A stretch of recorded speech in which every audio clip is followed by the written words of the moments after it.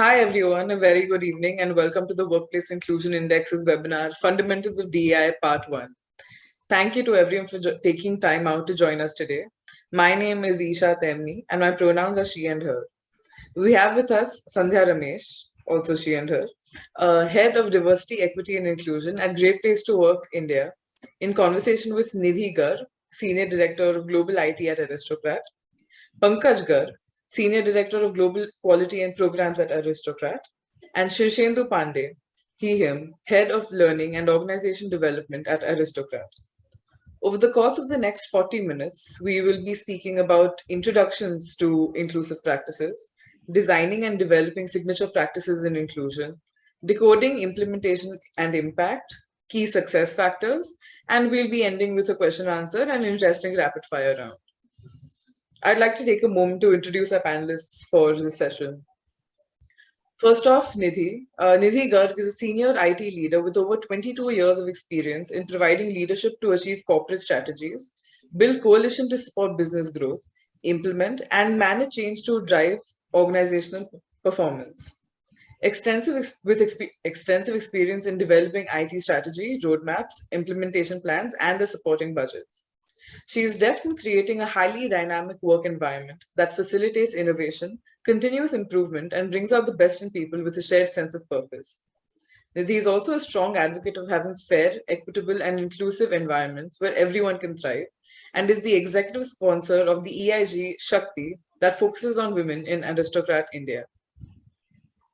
Pankaj is a technology leader with over 21 years of diverse experience in managing global teams, championing continuous improvements for business value, delivering strategic programs, change management, business operations, and transformation. Multifunctional and with leadership experience with Aristocrat Technologies, Computer Sciences Corporation, and HPS Technologies, spanning across product management, program and project management, quality operations, delivery, and operations management. He is passionate about building a diverse and inclusive culture and is currently driving the LGBTQIA plus EIG FLY, Yes to Freedom and Love, in Aristocrat India offices. Finally, Shirshendu Pandey is a talent, culture, and capability professional with varied experience in consulting, learning, talent management, and organization development. In his current role at Aristocrat India, Shirshendu is responsible for driving diversity and inclusion initiatives and is an ally to all. He is gay, out and proud, and is a doctoral scholar at XLRI, where he is studying leadership and open mindedness. I'll now be handing it over to Sandhya. So, Sandhya, the floor is yours. Thank you. Thanks, Isha, for anchoring this and getting us all together. Pankaj, Nidhi, it's such a pleasure to have you join us today for this conversation. So for some of you who are joining us for the first time as part of these webinars, we've been conducting mostly our monthly sessions to do what we do best, which is try and get learnings from some of our best workplaces and take it to other workplaces and create conversations from the learnings that we've had.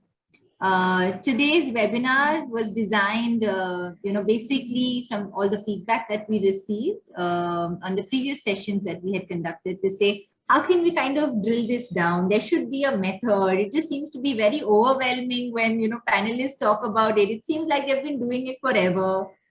So we said, okay, let's kind of break this down. Let's start from maybe the fundamentals.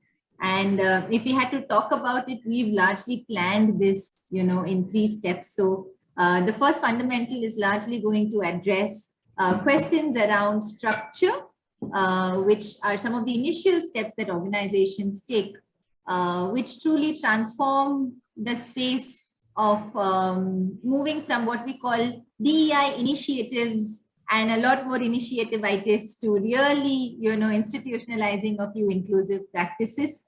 The second session of the webinar, which would be a month from now, we're going to talk a little bit more about what does it take to build an inclusive leadership mindset with people managers and those who hold managerial and leadership roles within the organization that can help translate some of these practices into more inclusive experiences for our colleagues and their peers.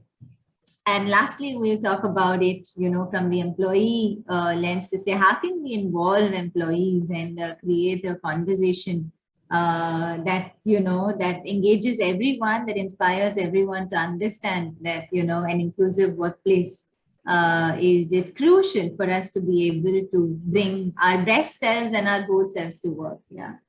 And with that context,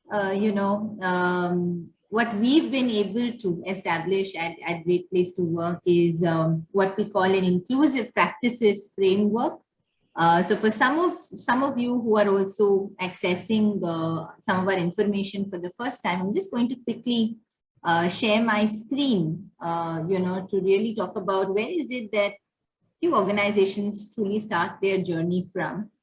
And we refer to it through this wheel. And if I had to talk about different elements of what we study when it comes to inclusive practices, it starts right at the space when you're creating access, to your organization, right? We do know that organizations have now started conducting affirmative hiring programs, different recruitment drives, internship programs, right? There's a lot of different initiatives run, but today, if we had to look at how you are creating access to diverse communities, it not only includes all your hiring practices, but also your infrastructure practices, right? In terms of how accessible are we as an organization, how digitally accessible are we as an organization. The second part is once we, we understand whether the practices under accessibility are inclusive, is we move on to integrating. And this is where we sometimes find that there is an overemphasis on the underrepresented communities as opposed to the organization being able to create a better integrated system. Yeah. And therefore, we try and understand what are some conscious steps that the organization takes to sensitize colleagues and associates. What are some critical steps that organizations take to continue to enable leadership connect and conversation with underrepresented communities? What are great onboarding practices where we don't continuously need to feel like we're walking on eggshells because we have not interacted with certain communities extensively in our personal and professional careers, right? So the second aspect really talks about how we're able to integrate underrepresented communities into the workplace. The third lens that we look at is support. And here we try and understand if organizations have adequate mechanisms, whether in terms of feedback, whether in terms of being able to report, not only cases on sexual harassment per se, but also when they're experiencing microaggressions or bullying in the workplace. Is there a safe space where conversations can come up without really looking at it from a grievance lens, but trying to build better awareness on what really creates some of those experiences of exclusion, right? We then move on to develop, and this is a key challenge. Most of us are trying to address it in our capacities as DEI advocates, saying we have almost an equal representation when we start, but then when it goes up the ladder, it trickles and we don't have adequate, diverse representation in our senior leaders. So what is it that we can do in terms of whether it is educational assistance programs, leadership development programs, external platforms, mentorship? Where is the capacity that we have to tweak some of the programs that lead to better capability building and support through different life stages for different communities. And last but definitely not the least is how are we enabling an environment where everyone feels successful, where we're able to utilize data better, build better awareness, create bias-free systems when it comes to pay, performance, and promotions. How are we supporting and enabling managers to have more objective conversations with their teams, and needless to say, how are we able to celebrate diversity? Yeah.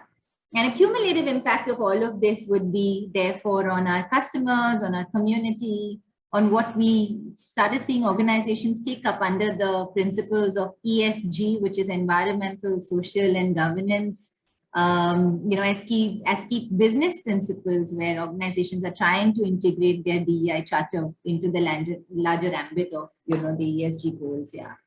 And this is, largely the structure of assessment that we follow to be able to support organizations, help them understand where are those, where are some of those um, areas of opportunity, if I may say so, to reduce systemic bias. And while this is a great theoretical framework that has also been applied to a lot of organizations, I'm going to come straight to the practical side of it, because we're going to actually take Sirshendu, Nidhi's, and Pankaj's help in trying to decode parts of this framework, and take us back to the very beginning, when Aristocrat actually started the journey, of intentionally focusing on inclusion. So I'm going to invite Shir maybe to come in and share a little bit on, if Shirshendu, if we had to rewind and go back to what was that first thing that Aristocrat Technologies did as an organization to begin the, conscious efforts on DEI? I think, Sanjay, to a certain extent, I think we've been a diverse and inclusive organization forever. I think we have more than 50 years of legacy, and geographically well spread across the world. I think with that comes a certain mindset of being inclusive, thinking differently, including everyone.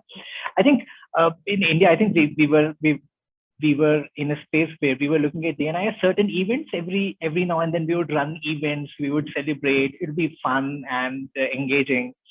But we never asked the question, are we inclusive or not, really? And I think that was the first thing that we were to ask that question consciously. How do we know we are inclusive? How do we know that we are diverse? How do we know that at grassroots level employees actually feel included? And with that, we got all our leaders together and we ran a workshop to get them to brainstorm. In fact, we've been working with you since then.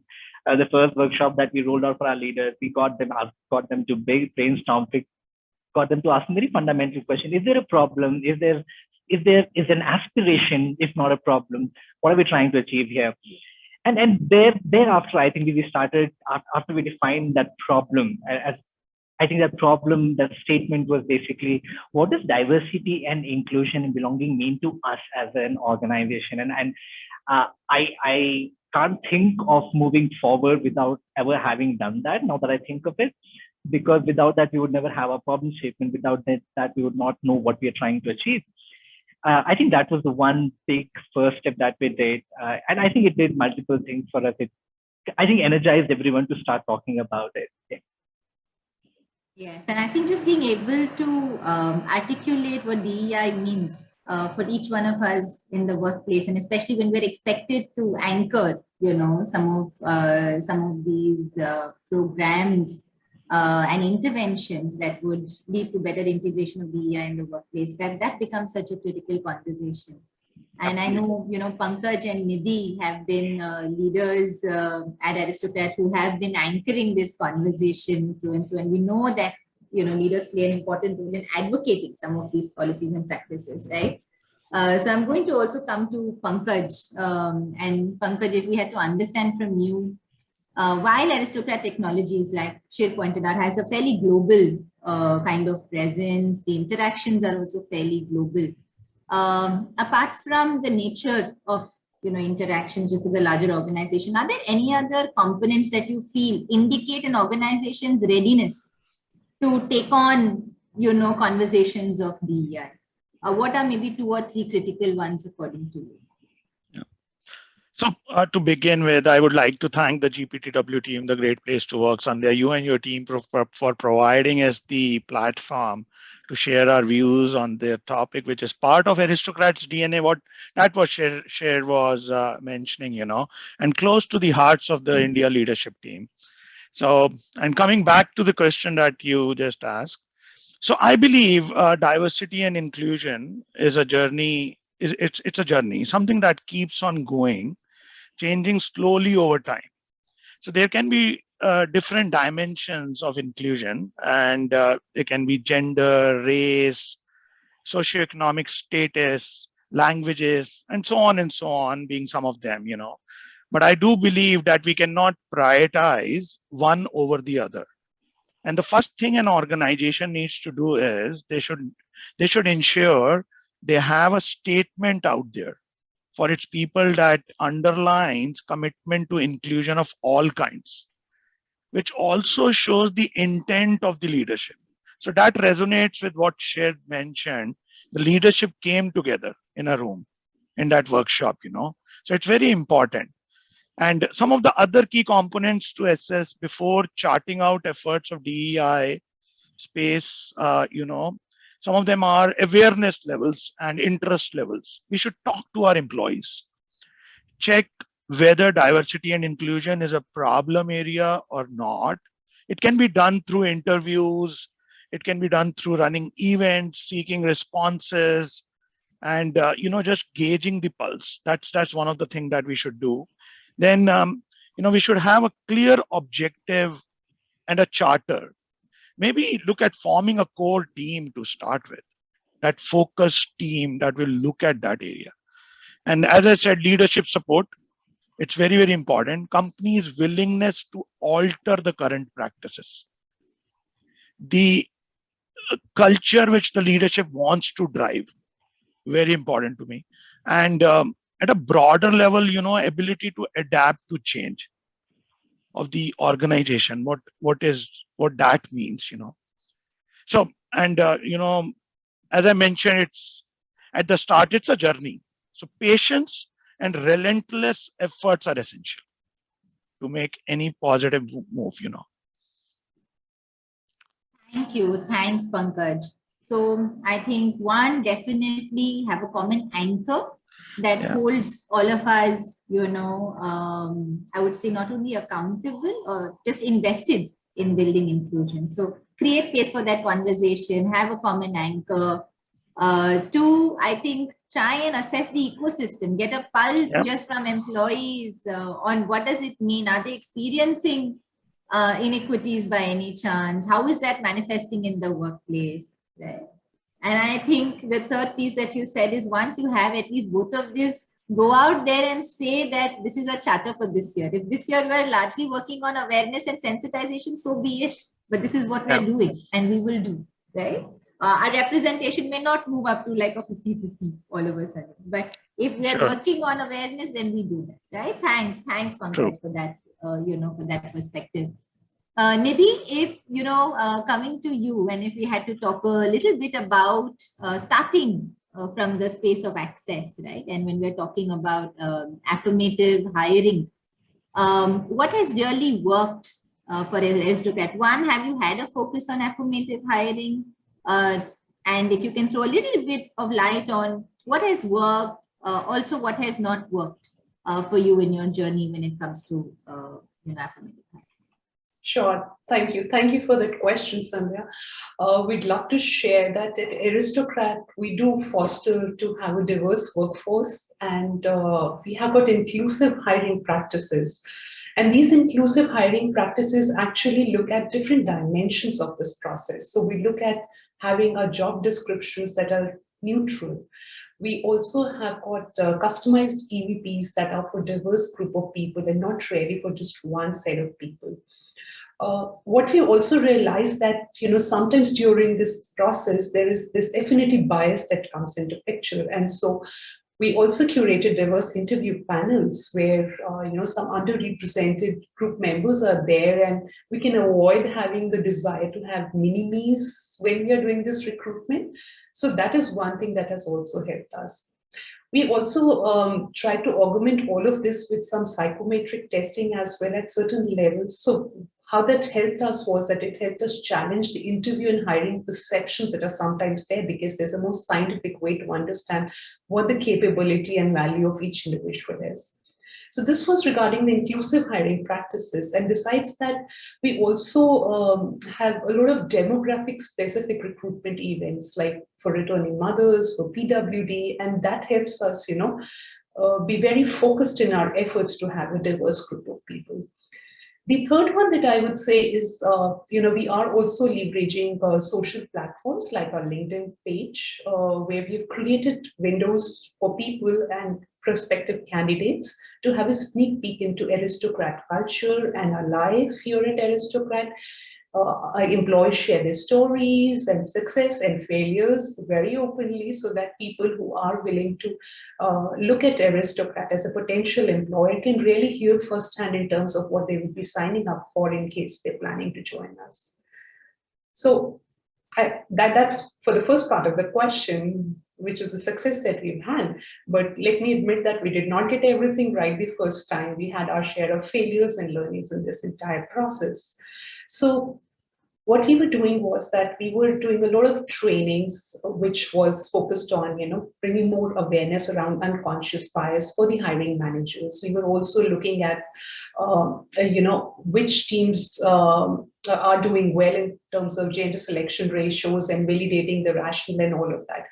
But we weren't really getting the success that we were looking for. And what we found was that there is a need to shift left and also see whether we are able to source the right mix of diverse profiles in the first place, because unless the pipeline has got diverse profiles, it's very hard to just make only the hiring managers accountable for it.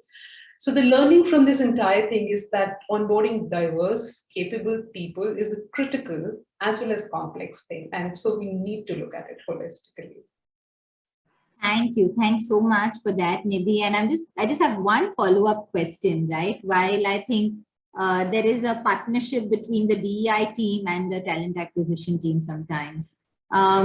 What was the role here? Like, was it a combination of different business leaders who worked with the talent acquisition team and the DEI team? Or did you largely have the talent acquisition team, I think, make some of these transformations on their own? How did you go about institutionalizing something? Yeah, so this was a partnership for sure, Sandhya. Like I said, it takes a village to raise a child, and it was similar over here as well.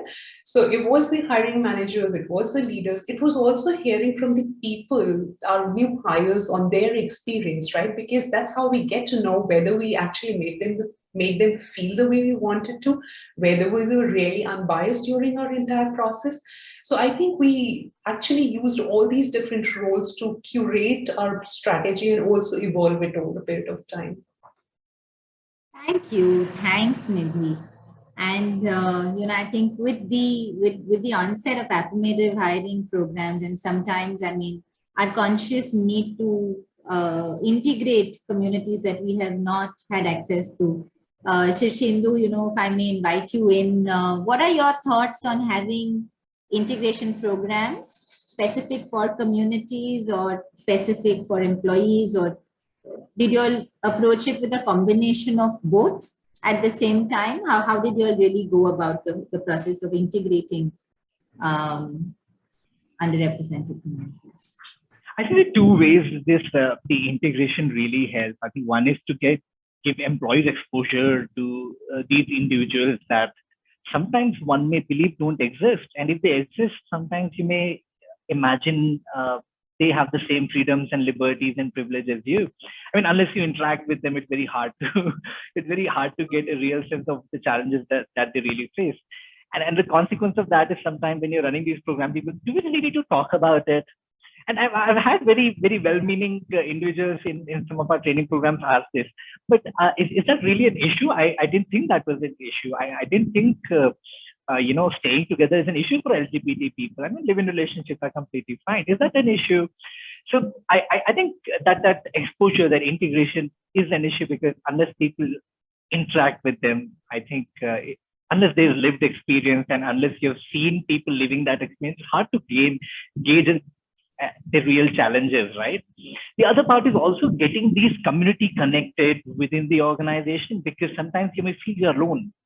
And it is very commonly seen, which gender is very, very obviously visible to a great degree. So, you can spot another woman in the room if there is one, and you have company.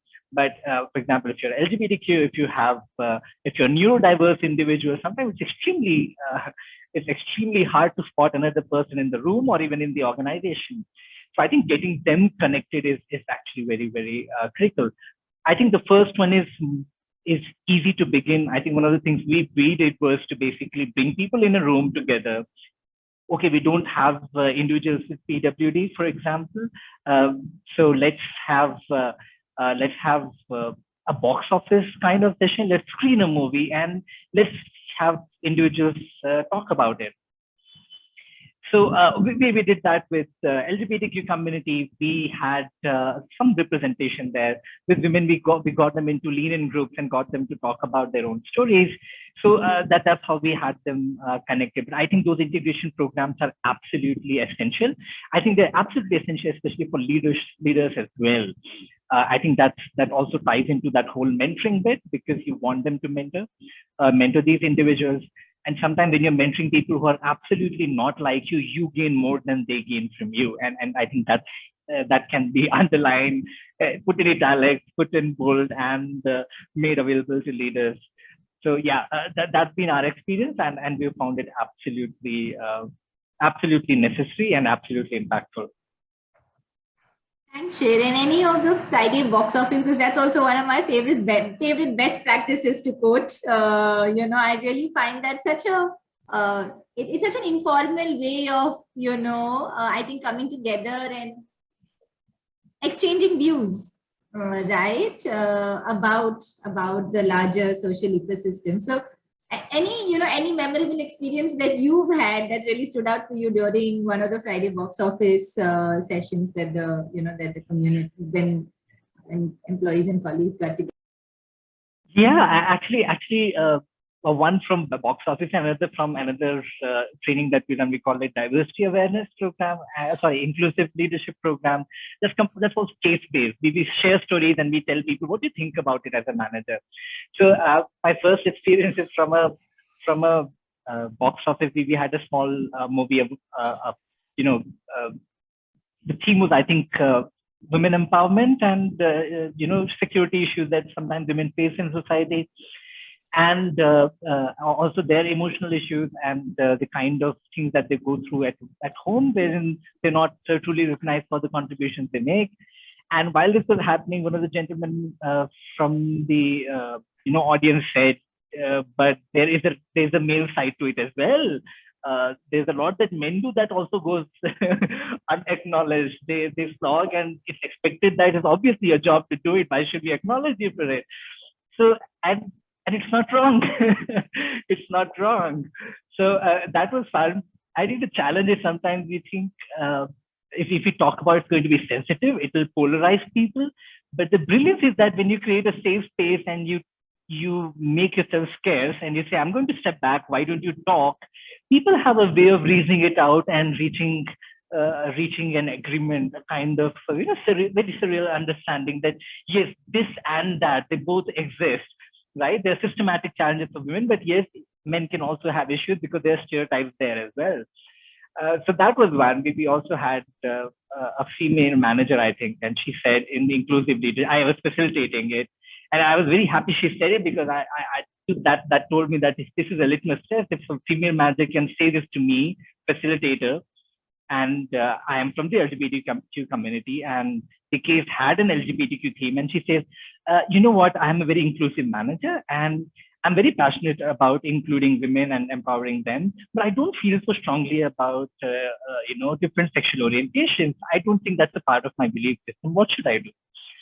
And I was shocked. I was shocked because I'd never dealt with that.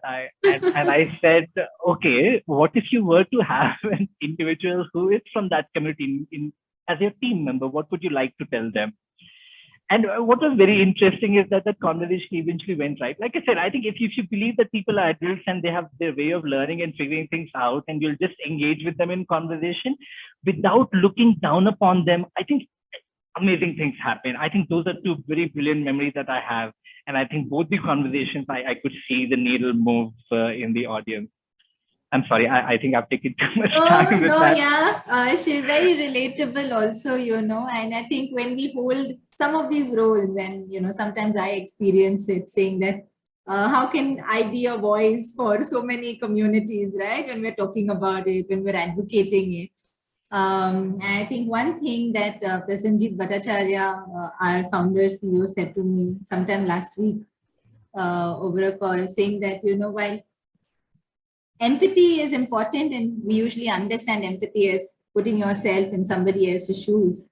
I think a lot of times we forget that before you get into somebody's shoes, you've got to take off your shoes first, right? And I think just the act of continuously being aware of these conversations. I think also being sometimes caught off guard and continuing to approach it with vulnerability is surely helpful. And and if we had to take that question a little further, while it is important for underrepresented communities to feel a little more supported, just because we're also finding them fairly underrepresented in the workplace, right? If we had to outline maybe 2 or 3 very important policies, while I know there's a whole host that organizations can go back and rehash, right, to make it more inclusive. But if there are probably 2 or 3 key policies, Shindu, Nidhi, Pankaj, if any of you would like to take this, what according to you have been the most critical policies that enable better support for the underrepresented communities? So I'll begin, and then this is hopefully purely Nidhi, basis your opinion and experience in Aristocrat. So it may not, of course. Right. I think our experience has been to address the basics. The basics are dignity and respect are absolutely fundamental, and transgressing that is absolutely not tolerated. I think we say it, we mean it, we act on it. I think you can write 100 pages worth of policy, but when you act on it, I think the message becomes very, very clear. So I think a lot of that is hardline and frontline by our leaders, and it shows, it really shows. We're not a very policy organization. We don't have 100 policies, but the ones that we do have, so that matter the most are, for example, sexual harassment, gender neutral, right? Because it can happen to anyone. It can happen in any form. It can happen because of gender. It can happen because of sexual orientation. Typical boundaries actually make it very, very difficult for minorities to actually even address some very basic fundamental issues. I think that was one. The second one is when women are returning from work, give them a sense of security that whatever equity they have gained in the organization before they left on their maternity leave, that is preserved and will be honored. And when you come back, we'll begin like, you were just here yesterday. I think that comfort in terms of policy. Again, you can write policy, but if the ground level experience of women is not the same, you've got a problem at hand. I think numbers need to back it up. So on both the cases, I think we've taken very, very strong stance. I think basics is what we focus on when it comes to policies. Pankaj, please feel free to add. No, you covered it well, Shishedu. Yep. Thank you. Thanks, Shid. And,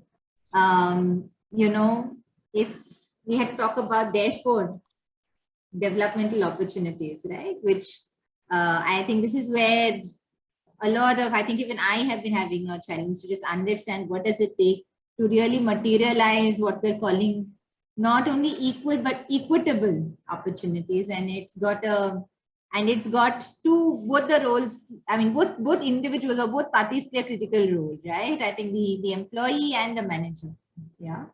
And therefore, when we had to look at inclusive leadership as a trait, right, in being able to drive equal and equitable development opportunities within the team, Pankaj, how do you think you have been able to, the team at Aristocrat has been able to institutionalize some of this? What has worked? What is still work in progress? So Sandhya, I strongly believe fairness have several levels to it. Some of them being, actual practices, the perception of the employees of that practice, the manager's perception of the practice, and the facts which are there. So, and one of the things that we have been able to successfully do it is talk about it openly and be transparent. And for example, we have a diversity and inclusion town hall every 6 months. So we are very, very transparent on sharing the facts with all our employees across the organization. And some of the other notable practices that we follow in Aristocrat office are all the new employees, they go through diversity programs.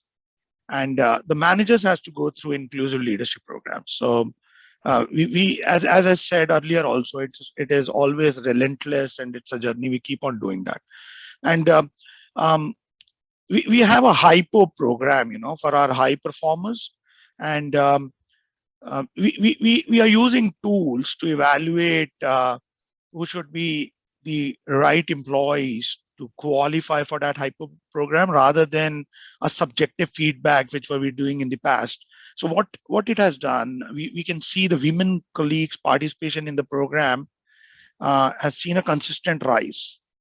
So the message is that the seat on the table is purely on merit, and that we want to drive in our organization as leaders. On the training side, we train managers on communicating rewards, and explaining how rewards are given and calculated with their employees and with their staff. How promotions and increments should be communicated. These are very direct impact, very close to the employee's heart, and it's very important that there is a very clear communication on these subjects.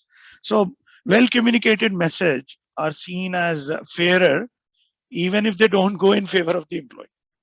But the way it has been delivered is very, very important.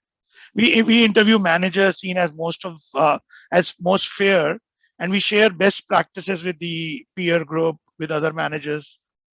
And then this is a good segue to my next point also. So building trust with employees for us is paramount. That's very key out here. Sometimes problems are with the trust and not fairness. So that trust building will help to move the needle. I don't want to talk about how and things, but that's a big subject altogether.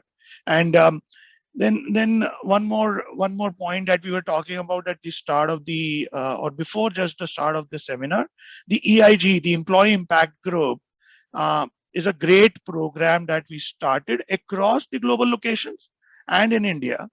And we have 2 active employee impact groups, and which are focusing on the LGBTQ plus community, and the other one on women empowerment. The EIGs are collaborating with Aristocrat's global offices to create synergies, sharing best practices. Employees are empowered to set up new EIG. And for an example, we are coming out with a new one on EIG psychological to focus on safety at work. So I think these are some of the notable ones that I can think about, and I hope I haven't missed anything, but this is a summary. Thanks, Pankaj. And I think thank you for also, taking us back to some of the foundations and basics, saying that, you can't really, inclusion can actually come down to very hygiene elements of respectful communication, objective communication, clarity in communication, right? And we can't really skip some of those fundamentals and then think of going to step 2, step 3. So I think, thank you for bringing that point in as well. And before I hand it to Isha, because I can also see a lot of questions coming up on the Q&A tab. Maybe while Pankaj did share about how a lot of clarity in communication has been able to build a sense of fairness, because this whole perception of lack of fairness, and there's also a lot of data in the country that talks about disparity in pay sometimes, right? And also this perception of fairness in promotions. How do you all navigate some of that perception? While one is to be able to train people managers to have clear communication, is there anything else that you do as part of the larger organizational ecosystem that reinforces your commitment,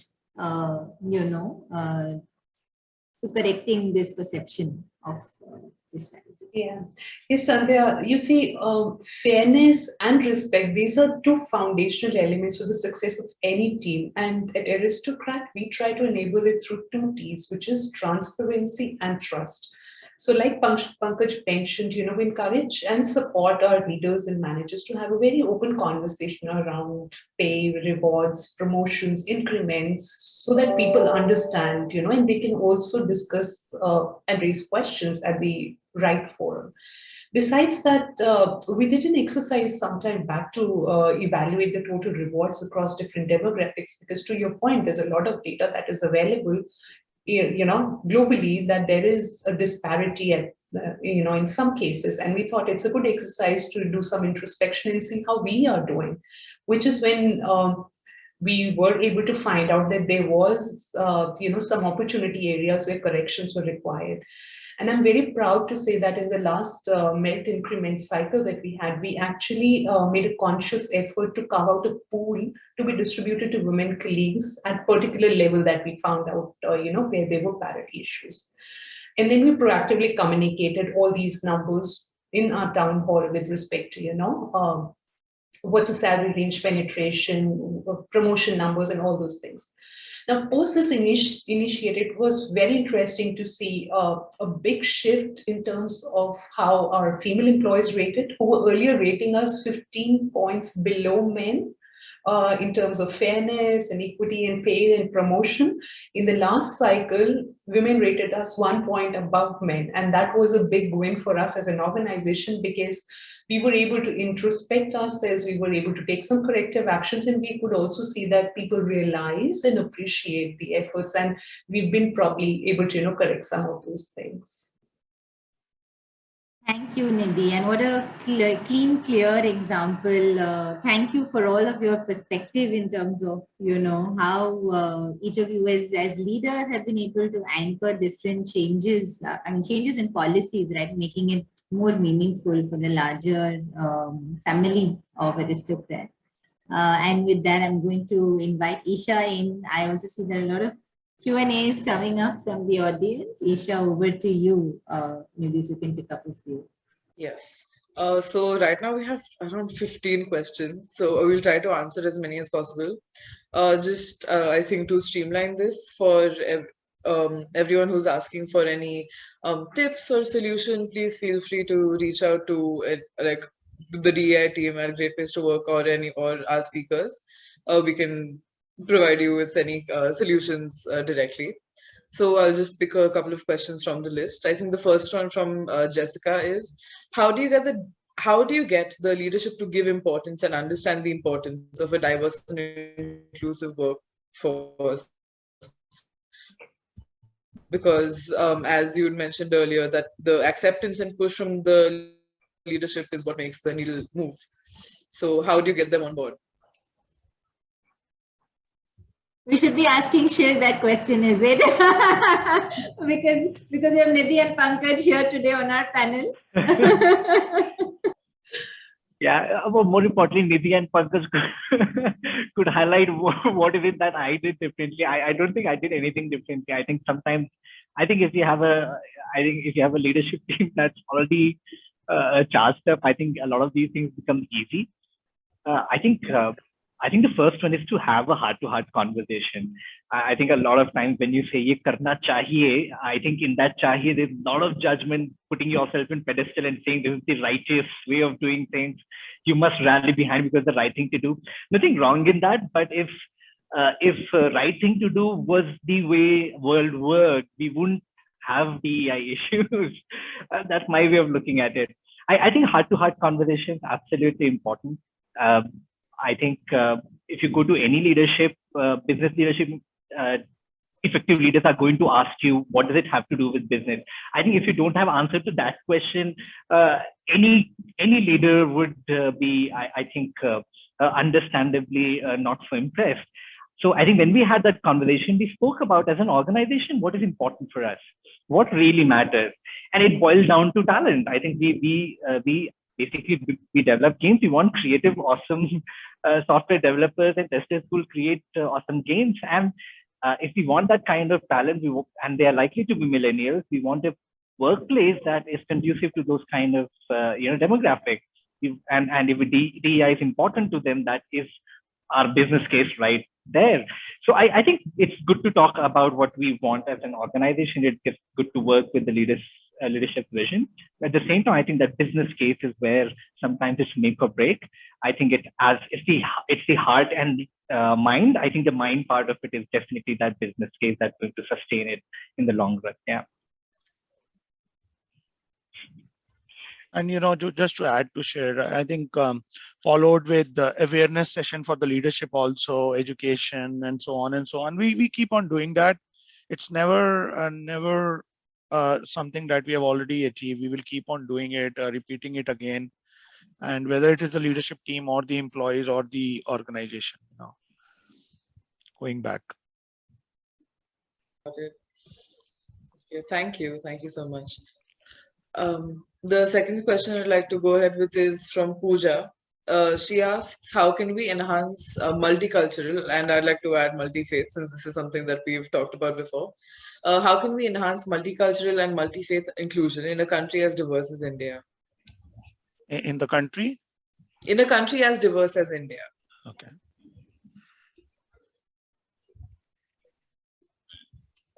So I'll share some of my thoughts on it, and I don't know if so there are a lot of things that we do, in Aristocrat, and I have talked about it. The employee impact groups. That's a great program to drive the right culture and to show that we are there with diversity and inclusion. There are other small things that we do. We celebrate all festivals. I still remember COVID has been an outlier. But before that, Eid was celebrated in the office, and then we used to celebrate all the other festivals, irrespective of the religion or irrespective of the region. So we keep on making sure that the office space itself is inclusive in that sense. So those are some of the examples that I can think about. Share, Nidhi, you want to add something out here? Yeah, maybe I can add. So the other thing that we follow at Aristocrat is in our holidays and leaves calendar, we've got 2 leaves that are earmarked for diversity. So we are saying that, okay, these are some of the festivals that are there that is, you can take holidays, but then there are 2 diversity leaves that are available for people depending on, their faith and culture and religion. They can avail those leaves as well and make sure that they're able to celebrate according to their preferences, I would say. Yeah. All right. Do I feel like we have one more round left for rapid fire questions that will be answered by all our panelists. So I think I'll start with that now, considering the time we have left on the clock. Is that okay, or would you like to answer a couple more audience questions, panelists? Sandhya? Whatever you feel right, Yeah. Isha, that's fine. Okay, Yes, all Isha, right. you're the what is it, boss for this session? Oh, I love that. Okay, so rapid fire. We're trying to keep this light and quick, including everybody. Okay, it's going to be around 10 minutes. All panelists are required to answer, and please try to keep your responses around 30 seconds, please. So the first question. Name your go-to person or space when you feel stuck in your journey of advancing DEI efforts. I'll take this. I'll start, but I know it's a rapid fire, but I like to share my personal side and some family ground, which can I'll take some additional time maybe. So my father is from the northern part of the country, a small town called Palwal near NCR, and my mother was a Tam Brahmin from Madras. That's what I still call the city. So they broke the social taboos in the early 1970s and got married. It was a big, bold, and beautiful statement for that era. And both followed a path of acceptance and inclusivity. And believe me, 50 years back, think about it. And our home is a perfect example of a national integration under one roof. My sister-in-law is a Bengali. My brother-in-law is a UP Brahmin. My better half is a Punjabi. So we celebrate all festivals, starting from Pongal, Holi, Diwali, Lohri, and so on. What we eat, what we wear, The other biases, which are very common, was never ever a question at my home. So the DEI behaviors are imbibed in our upbringing. So coming back to the question, my go-to person is my family for broader topics. And my peer Rajiv Sharma, who is a senior director PNC at Workplace. So that's my go-to people. And I strongly believe that bias is acquired at a young age, often as a result of one's upbringing. So we should manage it at early years, very early. So I can share probably my go-to person is someone from the community itself. I think that really helps me to get answers for the what's and the whys. And, it also helps because you can understand the needs of that particular group instead of just serving them with what you think is right for them. I have go-to persons, a good, healthy pool of people, a diverse pool of people. Pankaj and Nidhi both are EITs. I think we run this in namesake. The show belongs to them. And over the last 2 years, increasingly, we are taking backseat and letting them manage the show, and they're doing a wonderful job of it. Even within their team, we've got Amrish, we've got Firoz, we've got Ashish, who are basically spearheading this. I wish all of them could be here and talk about it because they're equally passionate, maybe more passionate than I am. And Rajiv and Rakesh, who are basically our DNI council, they're obviously people who support this initiative in every way possible. Yeah. Right. Thank you. I'm going to rush through these questions now. Second one. A quote or something that you read or something that you watched that resonates with you strongly, that anchors the message of an inclusive space. Okay, maybe I'll go first. So there's a quote by Jimmy Carter that says, we've become not a melting pot, but a beautiful mosaic. Different people, different beliefs, different yearnings, different hopes, and different dreams. And what it beautifully says is that diversity and inclusion doesn't mean that you ignore the difference or try to combine everyone into a single way of thinking. But it basically means that we should be able to accept the differences and celebrate it until you get a mosaic of experiences. All right, I'll go next. The one which caught my eye, it's not maybe not the famous one, I don't know, but relevant. It's from Adam Grant. No one wants to hear everything that's in your head. They just want you to live up to what comes out of your mouth. So be respectful to all. And there is a famous Hindi saying, "Soch samajh kar bolo." So I think for me it makes a lot of relevance. Respect. I don't know who said this, but I think, and I don't know it verbatim, but I think quote goes like, there's always more that unites us than it divides us. I think small differences feel big in our head, but we are so much alike that actually stereotypes break down when you think of it. Yeah. I loved all of those quotes, first of all. Thank you so much. I'm going to have to remember them. Third question. A moment when you discovered your own bias that made you go, huh? All right. So I was a participant in one of the training sessions on the topic everyday biases. The training made me retrospect and do conscious alterations to some of my unknowing biases. So it challenged my belief system, not my belief system, but the unknowing biases, which I wasn't aware. So it was a kind of a moment for me. I think my bias was exposed to me in my dealings with my sisters. Both my sisters, they gave up their jobs and decided to take care of their babies. And for some reason, I was extremely critical of that. I said, you should go back out there. I think, and eventually, obviously, it was very kindly pointed out to me that actually feminism is about choices. I think as long as it's their choice and they're comfortable making that choice, I think that should be respected. I think no one has to follow any set paths set by anyone else. Yeah. Okay, confession time. So yeah, I did have a self-serving bias at one point of time, and this was during my early career days when I worked really hard for something and did not get the outcome that I was hoping for, and I attributed the negative outcome to other contextual factors outside me, of course.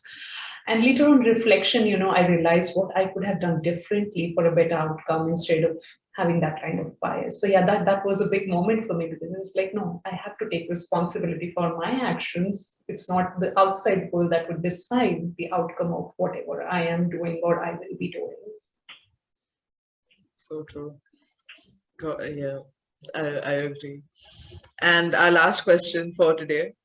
An affirmative action in 2022 that makes you feel like India is making progress in the DEI space.